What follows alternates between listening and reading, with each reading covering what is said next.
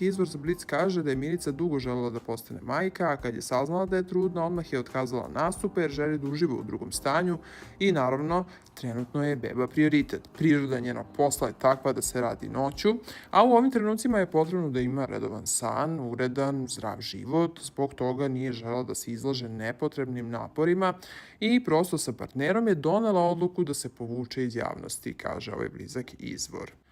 Navodno, Milica se brzo zaljubila u svog sadašnjeg partnera, ne želi javno da ga eksponira i prenose mediji da je nakon samo 2 meseca od zabavljanja sa njim zapravo pevačica ostala u drugom stanju. Inače, kako prenosi Blic, a ponovo priča taj blizak izvor, dogovorili su se Milica i partner da sledeće godine naprave veliku feštu i krste dete i da će tad napraviti svadbu. Sve želje, kaže partner, ispunjava, svadba je nije toliko bitna, njoj je važno da se